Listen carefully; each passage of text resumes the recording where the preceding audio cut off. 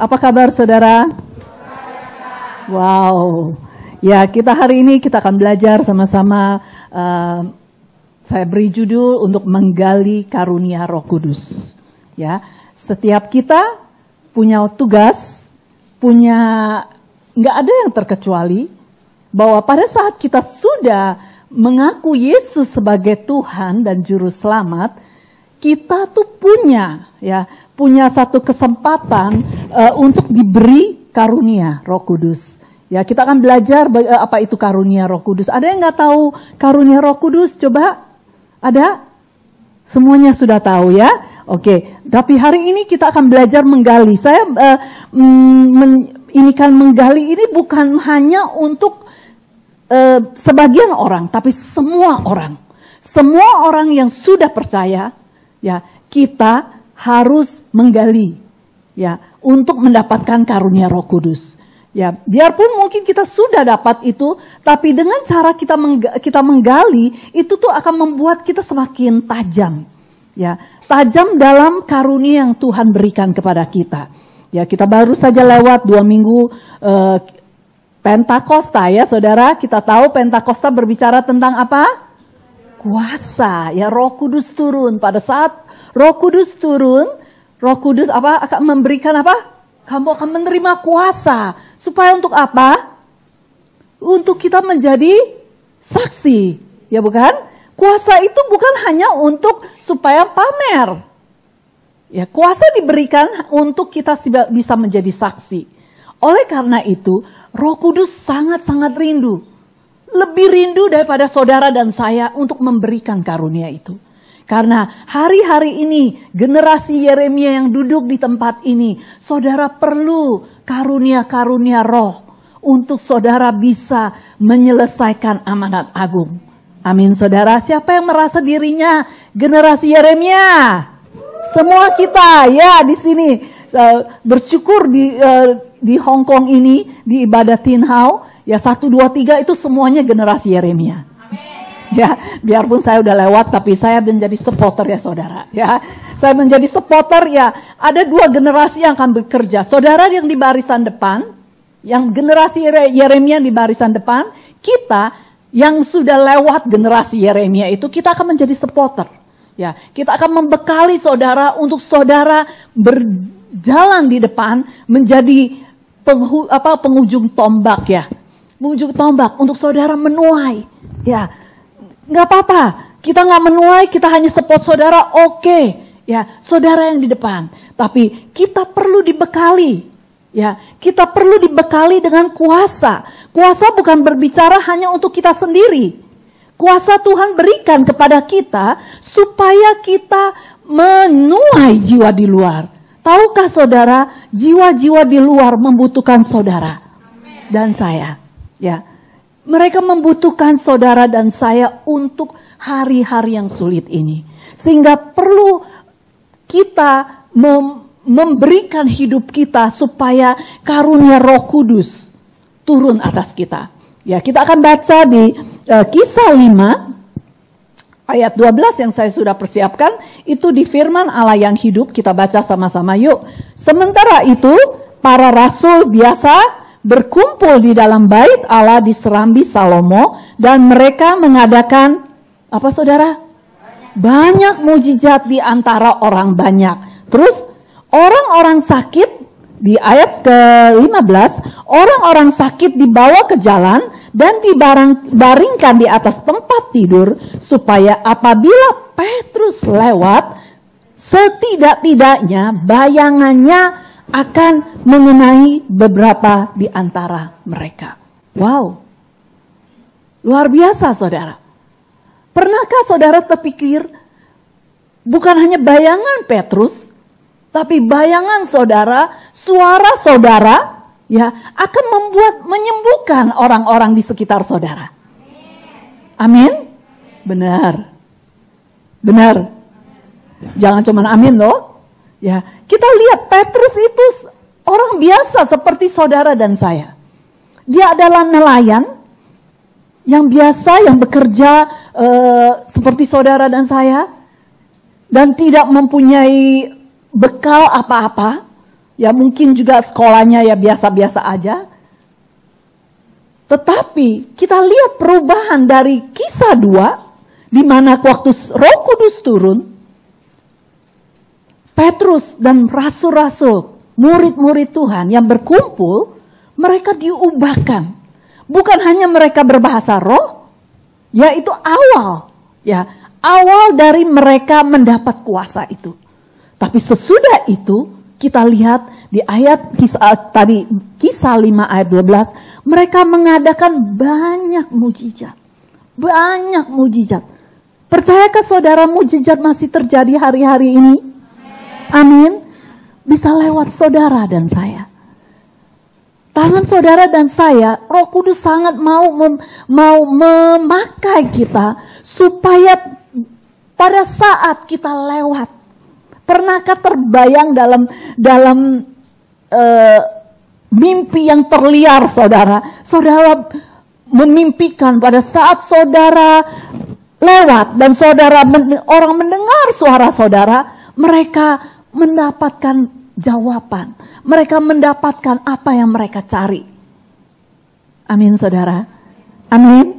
Ya, biarlah kita bisa mengerti itu bahwa kita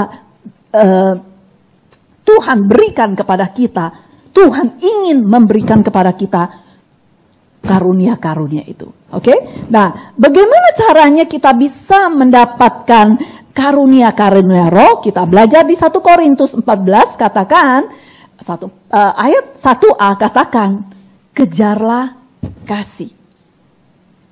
Dan apa? Usahakanlah dirimu karunia-karunia roh. Jangan terbalik saudara. Ya di sini saya percaya ini nggak ada kesalahan. Nggak ada kesalahan bahwa kejarlah karunia-karunia. Yang Tuhan mau, dasar dari kita meminta karunia adalah kasih. Ya. Jadi yang menjadi utama prioritas kita, kalau hari-hari ini generasi Yeremia, engkau mau dipakai Tuhan, kejarlah kasih itu. Kejarlah kasih karena kasih adalah apa? Buah roh. Ya.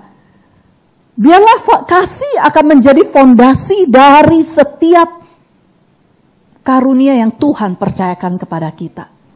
Karena kalau bukan kasih yang menjadi fondasi untuk karunia yang Tuhan berikan kepada kita, kita akan menjadi sombong, kita akan menjual belikan. Siapa yang traktir saya yang makan lebih enak, akan saya doakan lebih lama. Siapa yang kasih peka lebih besar, disitulah saya akan melayani. Bisa saudara. Makanya Alkitab gak pernah salah. Untuk kita mengejar kasih. Dan Alkitab juga berkata, kalau kita diberikan cuma-cuma, kita harus memberikan juga dengan cuma-cuma. Saudara tahu karunia itu bukan kita yang bisa lakukan. Tapi itu pemberian Roh Kudus. Pemberian Roh Kudus yang memampukan kita menjadi alatnya. Sehingga kalau Roh Kudus nggak kasih, stop, ya gunting. Seperti saluran digunting, kita nggak tahu apa-apa. Ada di Alkitab, Elisa contohnya. Elisa pada saat wanita Sunem, ada yang ingat ceritanya? Wanita Sunem dia Elisa menubuatkan, tahun depan kamu akan punya anak. Betul, tahun depan punya anak. Tetapi sesudah anaknya besar, tiba-tiba anaknya kenapa? Mati. Dan wanita Sunem itu datang kepada Nabi Elisa. Dan Elisa katakan, aduh sorry, saya kok nggak tahu ya, kok saya nggak gitu maksudnya dalam tanda kutip. Kamu lagi sedih. Karena kenapa? Tuhan nggak memberitahu dia. Jadi jangan pernah sombong kalau bagi kita yang sudah mempunyai karunia. Karunia apapun yang ada saudara punyai. Kalau Tuhan tidak stopkan aliran itu, stopkan saluran itu, kita nggak ada apa-apa, sama aja kita sama seperti dulu, ya. Tapi biarlah itu menjadi fondasi kita terlebih dahulu. Jangan mengejar karunia roh, tapi kejarlah kasih. Pada saat kita mengejar kasih, kita akan dapatkan. Di sini juga katakan usahakanlah. Bukan berarti ya udahlah Tuhan terserah Tuhan mau kasih apa enggak. No, di sini katakan usahakanlah. Usahakanlah berarti perlu ada? Ya, kalau terserah ada usaha? Enggak ada. Jadi kita perlu mengejar kasih tapi mengusahakan dirimu untuk memperoleh karunia-karunia roh. Ya, apa sih karunia roh? Roh Kudus. Kita baca sama-sama ya. Yuk, 1, 2, 3. Kemampuan ilahi atau supranatural yang diberikan kudus menurut kehendaknya kepada orang percaya untuk kepentingan bersama dalam Tanda kata kuncinya adalah kemampuan yang diberikan Roh Kudus, bukan roh yang lain, Roh Kudus, menurut siapa? Kehendaknya, bukan kehendak kita, kepada orang percaya. Siapa yang orang percaya? Di sini siapa yang orang percaya? Saya percaya semuanya ya. Semuanya orang percaya. Untuk apa saudara? Untuk kita cari uang? Untuk kita dapat terkenal? Kalau itu didoain, tokcer. Langsung doa, langsung dapat. Itu supaya kita terkenal? Untuk kepentingan bersama dalam tubuh Kristus. Itulah. Kalau kita mengerti, ya kenapa Roh Kudus memberikan karunia dan kita mengerti dan itu menurut kehendaknya, bukan kehendak kita. Kalau kita lihat, waduh orang itu keren loh, ya bernubuatnya tokcer, sekali nubuat terjadi, saya juga mau itu, boleh, nggak masalah saudara minta, ya. Tetapi yang memberi itu Roh Kudus, dia beri nggak beri itu keputusannya, bukan kita. Ya, mungkin kita kepada orang tua kita bisa rengek, kasihlah, iyalah, inilah gitu ya, atau ngambek sekalipun.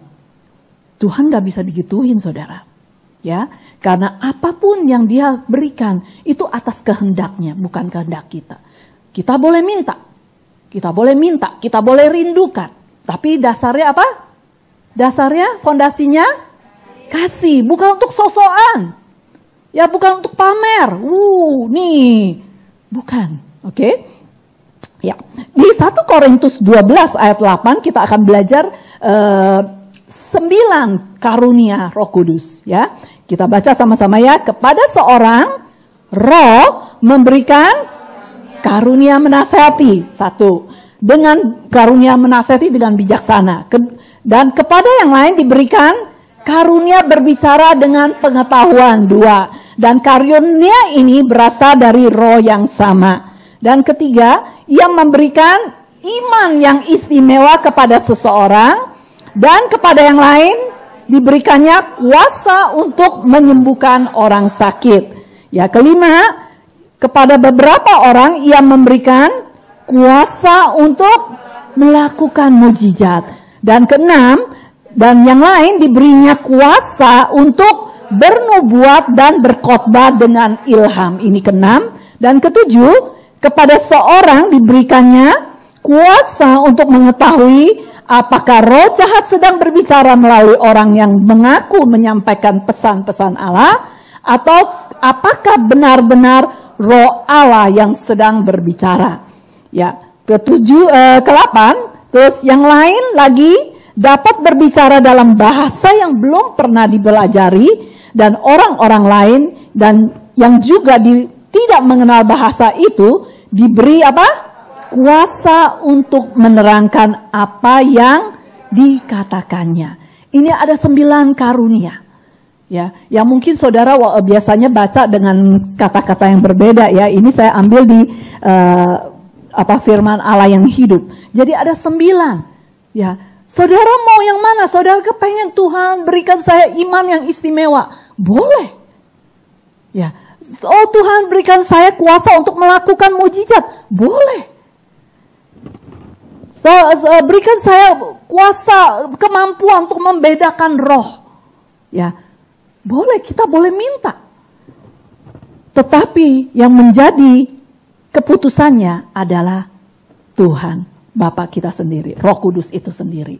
Ya, jadi ada 9 yang perlu kita mengerti bahwa kita bisa meminta. Dan kita perlu meminta. Kita perlu meminta, saudara. Jangan seperti orang Kristen yang hanya setiap minggu di absen datang duduk di gereja. Dan sudah itu tok, nggak ada apa-apa. Biarlah kita mau menjadi orang Kristen yang berdampak. Orang Kristen yang orang-orang melihat, wow. Bukan karena kita keren, kita doa langsung tokcer, bukan. Tapi karena kita membawa nama Tuhan. Bahwa pada saat kita berdoa, karena kita mau Tuhan tolong, tolong sembuhkan orang itu. Karena kita punya belas kasihan, karena kita mau melihat kuasa Tuhan terjadi atas orang itu. Dan dia percaya dan diselamatkan. Itu yang menjadi dasar. Ya, hari-hari ini banyak yang di luar sana yang membutuhkan saudara dan saya. Kita nggak bisa keluar hanya dengan perkataan. Dengan perkataan saya ingat di 1 Korintus 2 kalau nggak salah, atau 2 Korintus yang berkata, biarlah perkataan yang ku sampaikan kepadamu bukan berdasarkan hikmat manusia, sehingga engkau bergantung kepada hikmat manusia, tetapi kepada kuasa Allah. Biarlah hari-hari ini generasi Yeremia, ayo rajin, gali, minta karunia Roh Kudus. Karena dari situlah kita akan menjawab masalah-masalah yang sedang terjadi di dunia ini. Orang-orang yang saudara temui, baik majikan saudara, baik teman-teman saudara setanah air yang ada di Hong Kong, bahkan keluarga-keluarga saudara yang ada di Indonesia, mereka membutuhkan saudara. Membutuhkan saudara bisa pada saat mereka datang kepada saudara berbeban berat. Mereka mendengar suara saudara. Mereka mendengar suara seperti suara malaikat. Dan saudara memberi solusi kepada mereka. Bukan karena saudara, tapi karena karunia Roh Kudus. Amin. Biarlah kita merindukan itu. Ya. Ada 4 prosesnya yang kita perlu lakukan untuk kita memperoleh karunia Roh Kudus. Saya berbicara ini bukan untuk hanya yang belum mendapat karunia Roh Kudus. Oke? Setiap kita, pada saat kita percaya, kita sudah ada Roh Kudus di dalamnya. Tinggal kita mengaktifkannya. Mengaktifkannya adalah seperti kita kita berbahasa roh. Waktu kita dibaptis Roh Kudus, kita itu mengaktifkan, kita dipenuhi. Sekali kita dibaptis Roh Kudus, tetapi kita perlu dipenuhi Roh Kudus setiap hari, setiap saat. Oke, ada 4 proses itu. 1 adalah bangun keintiman dengan Roh Kudus. Kenapa perlu kita bangun keintiman dengan Roh Kudus? Karena dengan keintiman itu kita akan menjadi lebih peka. Ya, saya bersyukur untuk EPT karena sekarang ini kita nggak bisa bilang, oh saya sendirian, saya nggak tahu bagaimana masuk hadirat Tuhan. Saudara punya telepon, setiap orang saya percaya punya telepon. Telepon saudara sambungkan download apps Zoom. Saudara sudah bisa connect anytime. 24 jam, 7 hari. Jadi nggak ada yang bilang saya nggak bisa ikut menara doa. Saudara bisa ke menara doa. Saudara bisa nikmati hadirat Tuhan. Saya sangat diberkati melalui EPT.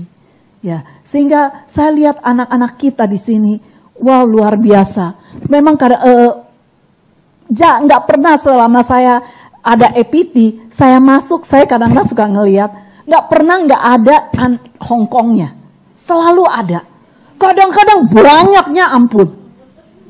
Ya, biarpun tadi malam jam 2-an saya nggak bisa tidur, Saya buka, masih ada 1, sama saya 2. Luar biasa, saya nggak segitu rajinnya, tapi saya lihat jam 3, jam 4 yang fajar ya, namanya penyembahan fajar. Itu luar biasa. Jam 4, jam 5 Hongkong lah. 200-an orang saudara yang hadir. Itu luar biasa. Ya, jadi kita perlu membangun keintiman dengan Roh Kudus. Dengan siapa saudara intim? Jadilah saudara. Saudara intim dengan orang yang cerewet, dikit banyak, saudara karena ikut cerewet. Saudara intim dengan orang yang suka gosip, dikit banyak akan kecipratan gosip. Betul? Kalau saudara kita intim dengan Roh Kudus, saya sangat-sangat percaya kita akan mengalami buah-buahnya. Buah-buahnya nggak jangan orang lain nikmati dulu, kita sendiri akan nikmati. Kita akan merasakan damai, kita akan merasakan sukacita, kita akan merasakan kasihnya yang membalut hati kita. Kita akan merasakan kebaikannya, kesabarannya, apalagi kemurahannya, apalagi kesetiaannya, kelemah lembutannya, dan penguasaan dirinya. Dengan siapa engkau intim, engkau akan menjadi seperti dia. Oke, untuk kita bisa mendapatkan karunia ini, satu adalah intim dengan Roh Kudus. Ya, untuk kita dapat merasakan buahnya, manisnya dalam hadirat Tuhan, manisnya intim dengan Roh Kudus pasti lebih manis, lebih sedap daripada siapapun. Ya, saya jamin. Ya. Kedua adalah bagaimana dengan kita membangun keintiman, itu juga akan membuat kita peka. Peka akan tek-teknya Roh Kudus. Ya, kadang-kadang kita kurang ngerti dengan maksudnya nggak kenal dengan seseorang, dia harus ngomongnya tuh jelas banget baru kita ngeh. Oh gitu toh. Betul? Tetapi kalau kita dengan sahabat kita yang terdekat, yang kita sering connect, dia nggak usah ngomong, kita kadang-kadang bisa ngerti. Betul? Itulah kenapa kita perlu membangun keintiman dengan Roh Kudus. Sehingga pada saat dia knock sekali, gitu ya, kita rasa, oh oke. Ya, satu adalah di mana kita intim dengan seseorang, kita akan menjadi seperti itu. Kedua adalah kita akan menjadi peka, lebih peka lagi. Ya, kedua adalah perdalam pengertian firman Tuhan. Kenapa kita perlu untuk memperoleh karunia Roh? Kenapa kita perlu mendalami firman Tuhan? Saudara harus ingat, apa yang kita dengar, apa yang kita tangkap, tidak akan pernah melanggar firman Tuhan. Jadi kalau kita mendapat sesuatu, mendapat penglihatan, mendapat Tuhan berbicara di hati ataupun audible, ya. Di EPT pagi tadi ada seorang SICC pendoa, dia mendengar secara audible, ya, secara audible itu minyak ditumpah. Ya, siapa yang tadi ikut penyembahan fajar? Ada? Oh, enggak ada. Oh, ada. Oke. Dia mendapatkan dia bilang minyak itu, dia pergi ke dapur, dia pikir ada yang maksudnya tertumpah, ternyata dia lihat nggak ada. Dan dia mendengar itu minyak tertumpah secara banyak. Ada pengurapan yang baru. Ya, setiap kita yang dekat dengan Roh Kudus, intim dengan Roh Kudus, hari-hari ini akan ada pengurapan yang besar. Pengurapan ganda, saudara. Sehingga saudara dan saya bisa dipakai oleh Tuhan. Amin, saudara. Jadi kenapa kita perlu mendalami firman Tuhan, sehingga pada saat sesuatu dinyatakan kepada kita, kita bisa mencek dengan firman Tuhan. Tuhan tidak akan melanggar firman-Nya. Kalau melanggar firman-Nya berarti bukan dari Tuhan. Oke. Ketiga, proses ketiga untuk kita bisa memperoleh karunia Roh Kudus adalah percaya bahwa di dalam diri kita ada Roh Kudus. Ada Roh Tuhan Yesus yang ada di dalam diri kita, yang melebihi jauh lebih besar daripada roh-roh yang ada di muka bumi ini. Amin. Sehingga kita nggak akan takut, kita nggak akan khawatir, karena kita tahu roh yang di dalam diri kita itu lebih besar, lebih dahsyat. Keempat, dedikasikan hidup kita, persembahkan hidup kita kepada Tuhan. Kalau saudara mau memperoleh karunia roh, seberapa saudara mempersembahkan hidupmu sebagai persembahan yang hidup, yang kudus, yang berkenan, yang tidak bercela, sebagai ibadahmu yang sejati, engkau akan dipakai lebih lagi. Amin. Berapa harga yang mau kita bayar akan menentukan. Di sini katakan usahakanlah. Berarti kita perlu usaha, bukan hanya tunggu. Ya, usahanya adalah ini 4. 1 apa? Intim dengan Roh Kudus. 2, perdalam firman Tuhan. 3, percaya bahwa yang di dalam diri kita adalah Roh Kudus. Oke. 4, persembahkan dirimu. Salibkan dagingmu. Semakin kita menyalibkan daging kita, kita akan melihat karunia itu akan bekerja lebih luar biasa. Amin, saudara. Saudara mau dipakai Tuhan? Mau saudara? Lakukan itu. 4 hal. Enggak gampang memang. Untuk salibkan daging enggak gampang. Ya, pada saat Roh Kudus katakan ampuni, ampuni. Pada saat Roh Kudus katakan bangun nak.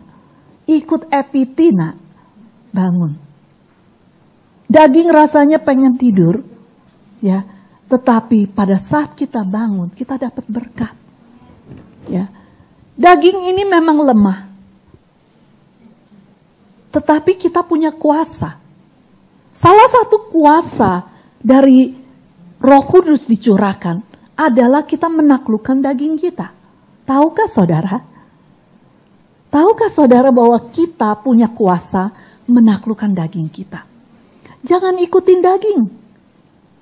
Daging berkata kepada kita, ayo ngantuk. Iya, memang daging suka ngantuk. Tetapi kita bisa perintahkan, hai tubuhku bangun. Bangun. Dia harus tunduk kepada kita. Bukan kita tunduk kepada daging kita. Amin.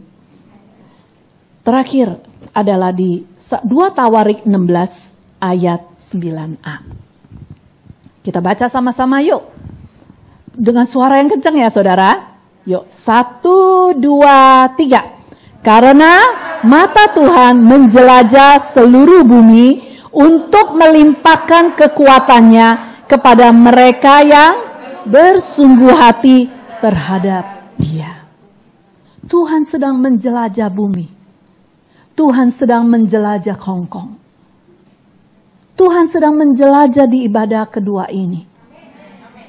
Yang dia mencari siapa yang bersungguh hati kepadanya. Dia akan limpahkan kekuatan. Dia bukan hanya memberi loh saudara. Seperti tadi di audible tentang minyak yang tumpah. Tumpahnya gak sedikit, gak ceret gitu. Tapi Tuhan mau melimpahkan kekuatannya. Berarti akan diberikan secara berlimpah-limpah.